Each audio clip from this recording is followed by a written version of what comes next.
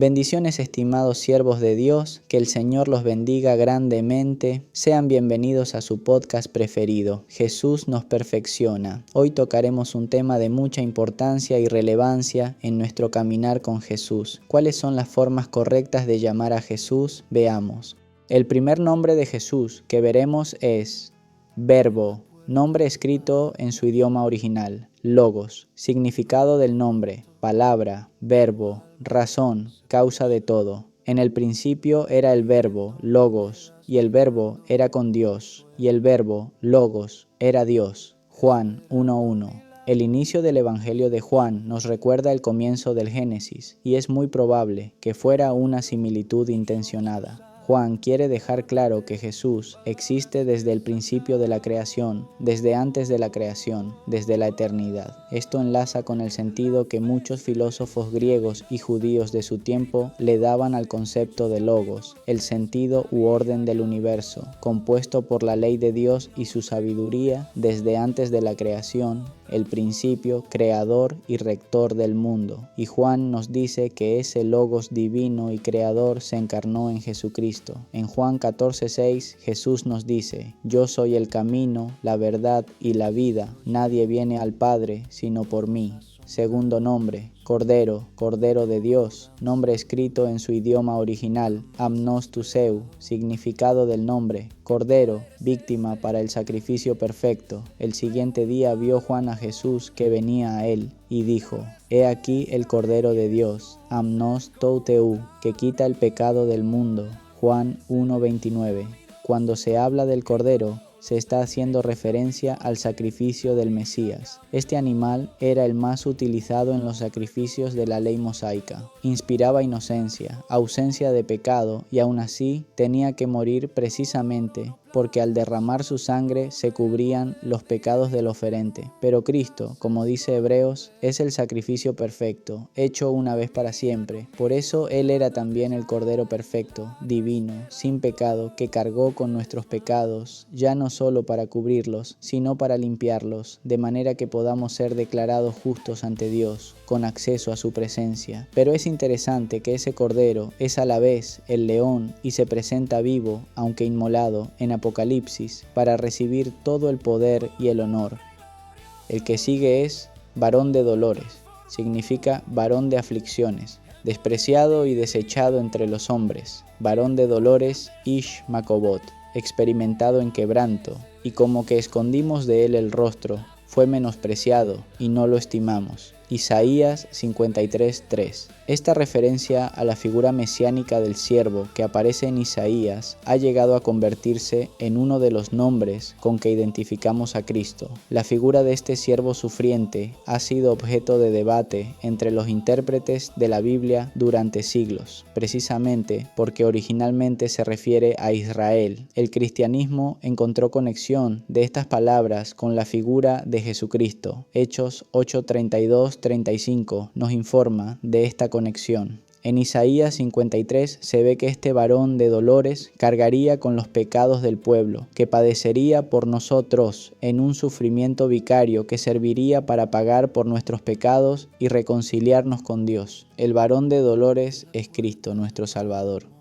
Siguiente, admirable, nombre escrito en su idioma original, Pele, significado del nombre, admirable, maravilloso, asombroso, extraordinario, porque un niño nos es nacido, hijo nos es dado, y el principado sobre su hombro, y se llamará su nombre admirable, Pele, Isaías 9:6. También como adjetivo de consejero, admirable consejero, como adjetivo para la alabanza. Aparecía en el libro de Salmos, porque es una palabra idónea para la alabanza. Aparecía en el libro de Salmos, porque es una palabra idónea para la alabanza. Más allá del Mesías mismo, no de lo que Él hace.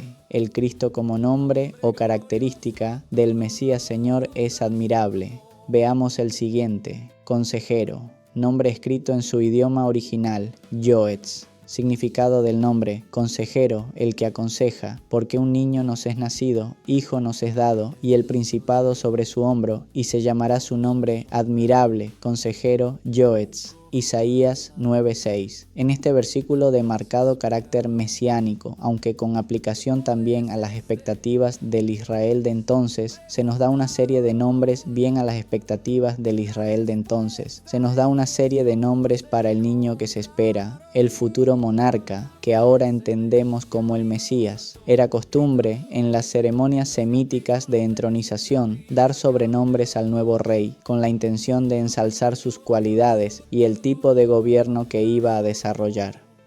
Uno de los sobrenombres del rey mesiánico es consejero. Un rey que dará buenos consejos, sabrá decir a su pueblo las palabras que necesita, no solo las que quiere oír.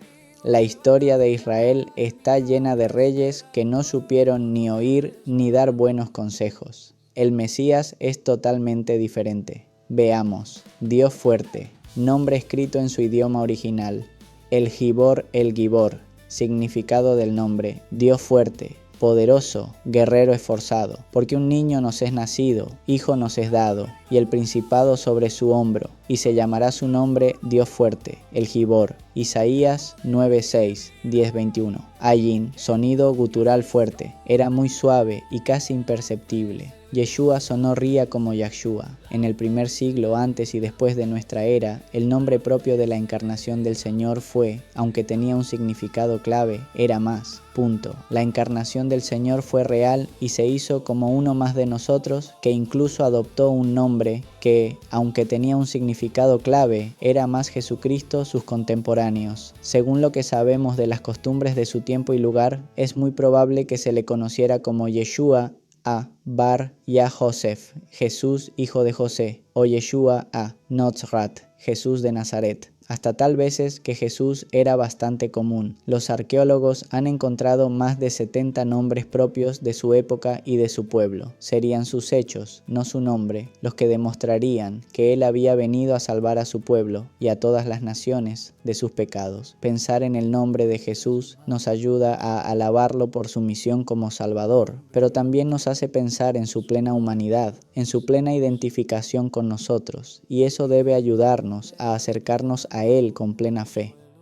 El siguiente poderoso nombre de Jesús es Príncipe de Paz, nombre escrito en su idioma original Sar Shalom, significa príncipe, jefe, capitán, caudillo de paz, porque un niño nos es nacido, hijo nos es dado, y el principado sobre su hombro, y se llamará su nombre, Príncipe de Paz, Sar Shalom. Isaías 9:6. Príncipe de Paz era un título que incluía la idea de traer vida plena.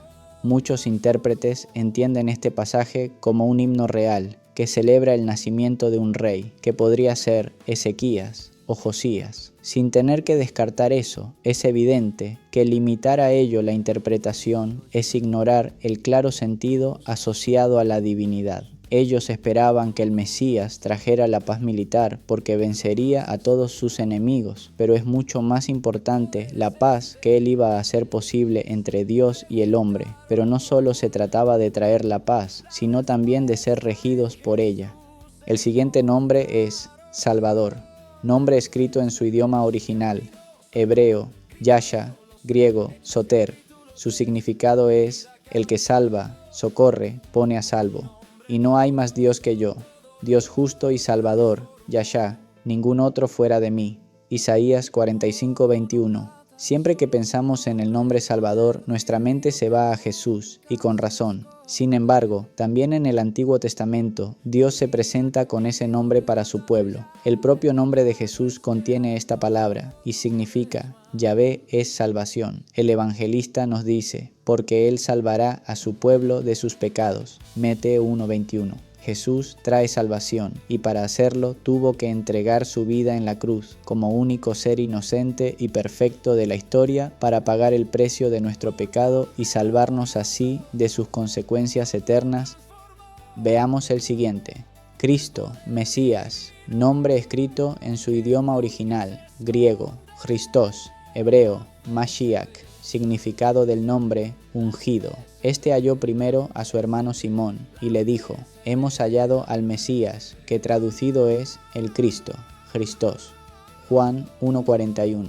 La palabra Mesías, el ungido, se refería en el antiguo Israel a un sacerdote, un rey o un profeta que había sido consagrado para el Señor. Como las ceremonias de consagración consistían en derramar aceite para ungir la cabeza del hombre, desde ese momento se le consideraba ungido para su cargo o misión. En algunos escritos mesiánicos se refieren cada vez más concretamente al rey ungido que Israel espera, y de ahí se entiende que adquiera el sentido que hoy le damos de Mesías como enviado de Dios, largo tiempo esperado, para salvar a su pueblo y reinar sobre él en una nueva realidad. Jesús es llamado Cristo, que es Mesías en griego, y viene a cumplir esa misión para Israel, pero pronto deja muy claro que su tarea mesiánica abarcará a toda la humanidad, porque todo aquel que cree que Jesús es el Cristo es nacido de Dios. 1 Juan 5:1.